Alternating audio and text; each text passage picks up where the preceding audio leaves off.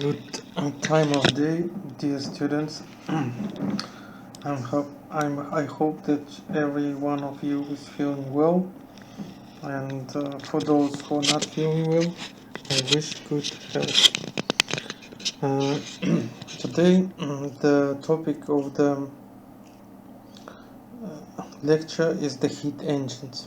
As you may know, the power engineering specialty are studying the heat engines as the main source of mechanical energy. There is other types of sources of mechanical energy, like the electricity, which is converted in the electrical engines to mechanical energy.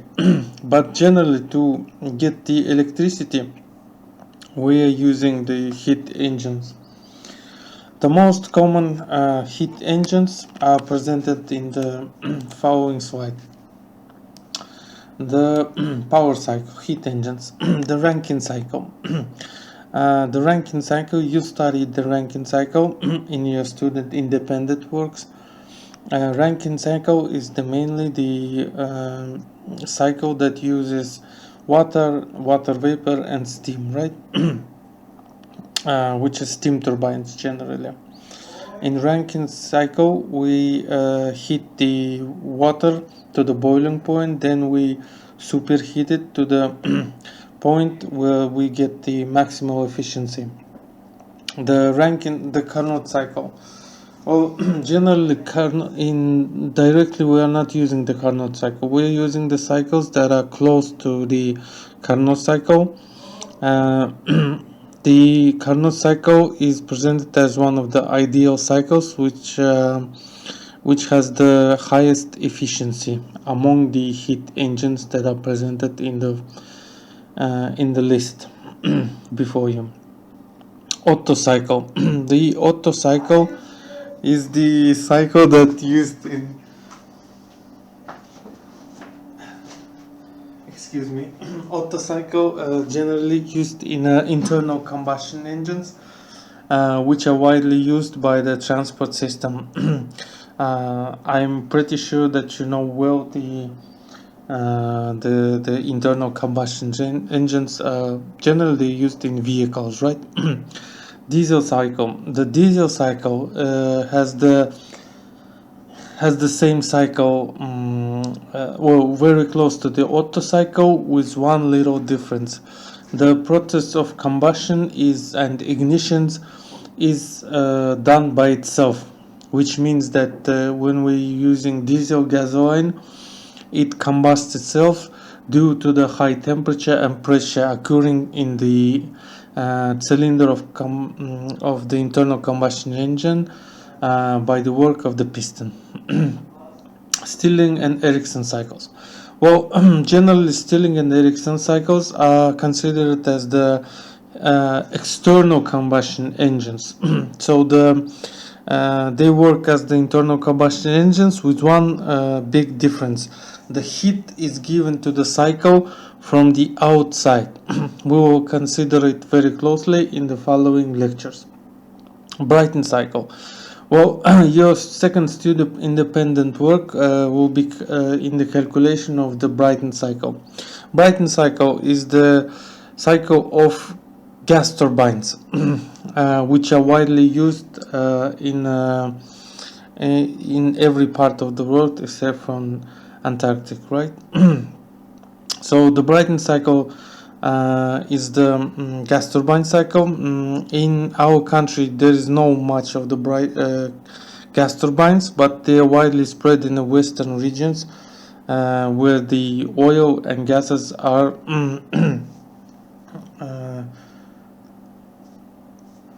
where we get the oil and gas, right? And jet propulsion cycles. Jet propulsion cycles is the cycles that are widely used in the airplane construction, and most widely in the jet fighters. We will consider them very closely in the following lectures. So today we're gonna see the three cycles: Rankine, Carnot, and Otto cycle.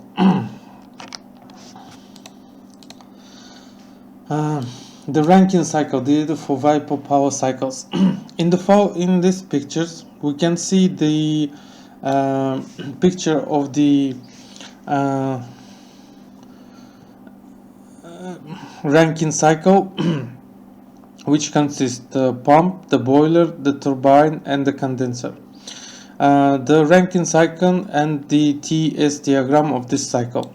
As you can see from the picture, the cycle works as following. The water water is pumped in a pump. Then the pumped water goes to the boiler where it heats, vaporizes into the superheated steam. Then after that, the superheated steam moves to the turbine and rotates the turbine, and the turbine is connected to the electric generator, which generates electricity, right? Then the saturated vapor is goes to the condenser where it condenses, which is displayed by point 4 and 1. The pump work is depicted by 1 and the first and the second points. The work of the boiler is not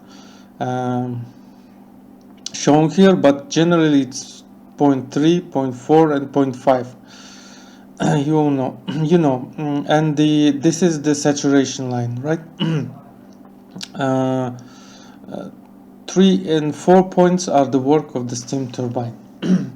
As you can see, the ideal Rankine cycle consists of this following processes.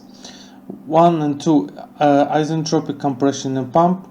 2 and 3, constant pressure heat addition in a boiler. 3 and 4, isentropic expansion in a turbine. 4 and 1, constant pressure heat rejection in a condenser. Heat rejection means that we give some part of our heat that we got from the fuel to the environment, right? How can we calculate the ideal Rankine cycle? Here we can see the work of the ideal Rankine cycle. The pressure after the pump is equal to 3 megapascals, and the temperature after the boiler is equal to 350 centigrades. And the pressure in the condenser is 75 kilopascal, which is pretty high, to be honest. We must determine the thermal efficiency of this cycle.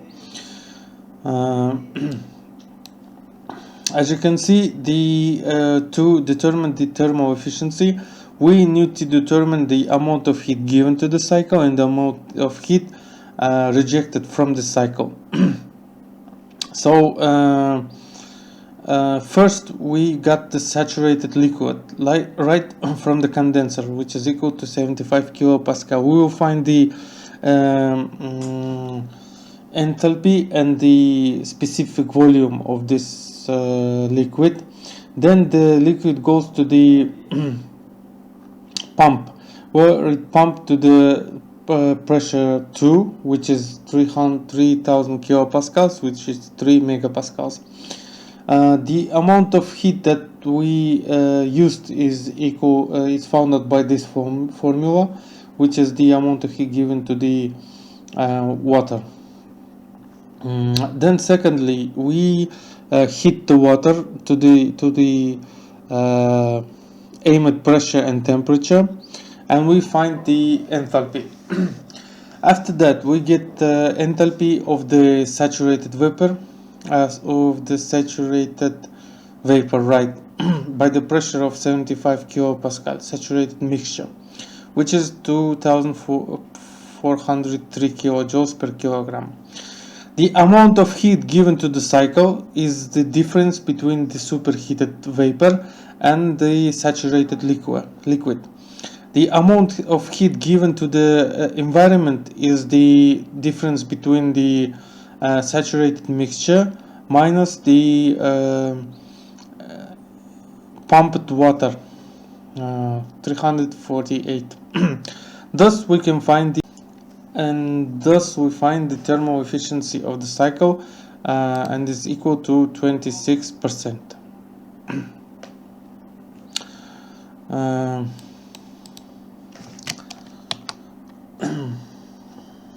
The actual vapor power cycle differs from the ideal Rankine cycles as illustrated in figure 4a as a result of irreversibleness in various components, fluid friction and heat loss. Fluid friction, it means that we lose energy by the forces of friction, and heat losses, we're using some part of the heat to the environment in different parts of this cycle.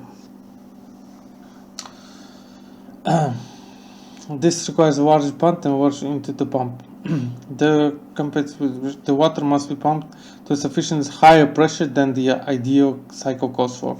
Well, when we pump the water in real cycles, the pressure of the boiler, for example, if the pressure of the boilers is 20 megapascals, we are pumping the water to approximately 25-27 megapascals.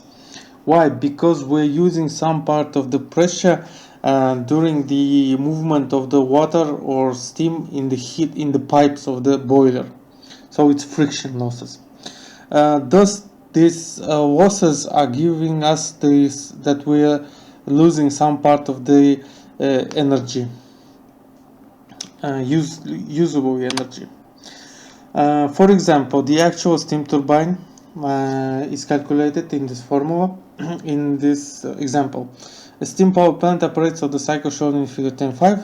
I showed the picture. If the isentropic efficiency of the turbine is 87% and the isentropic efficiency of the pump is 85%, determine the thermal efficiency of the cycle and net power output of the plant for a mass flow rate of 50 kg per second. So we have the pump, but we know that some part of the energy is lost to the environment. So we're using the thermal efficiency of the pump, which is 85%, which means that we are losing more energy, right? We are giving more energy to the actual cycle compared to the ideal. And the turbine work. Well, you all calculated the work of the turbine, the efficiency of the turbine minus the enthalpy on the inlet of turbine and the enthalpy on the inlet of the condenser. So the boiler gives us the energy 3647 minus 160, which is 387 kilojoules per kilogram. So the net efficiency is the difference between turbine and the energy used in a pump. So the efficiency of the thermal efficiency is the 36%. Without the irreversible, the thermal efficiency of the cycle would be 43%. Please, if you have any questions, you may write it down on a feedback section, which I will add after this lecture. The Carnot cycle is composed of 4 totally reversible processes. Well, in real cycles are not reversible, but here they are reversible, right? That means that the cycle is ideal. PVTS diagrams of the Carnot cycle are presented in the pictures. As you can see, the isentropic means the S is constant. Isothermal, it means that T is constant, right? The isothermal process in PV diagram is shown by these lines. Thus, this is the same for the TS diagram, right? Isothermal, isentropic.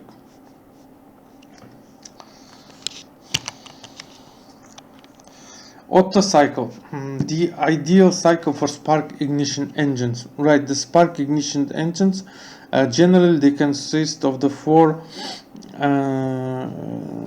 strokes. In the top picture we can see the real one, in the lower one we can see the ideal cycle. So the isentropic compressions means that when we compress some fluid or liquid, the entropy of this liquid doesn't change, which is impossible, right?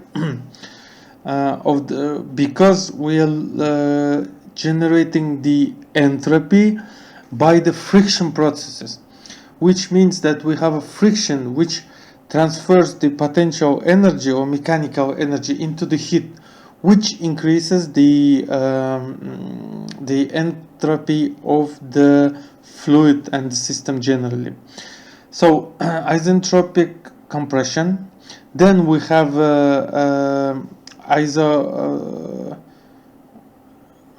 isochoric compression, which means that we have the constant volume and the temperature rises, which is impossible too, as we will see it in the following pictures. Then we have the working process, isentropic, which is impossible too. Some part of the heat is lost to the environment, to the friction, and other ones. Then we have the heat rejection. In the top we have the real process, compression stroke.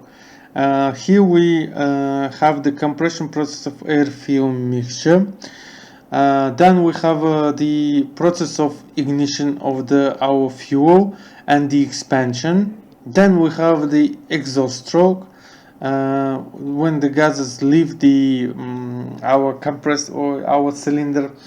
Then we have air-fuel mixture, the process of intake, right? Our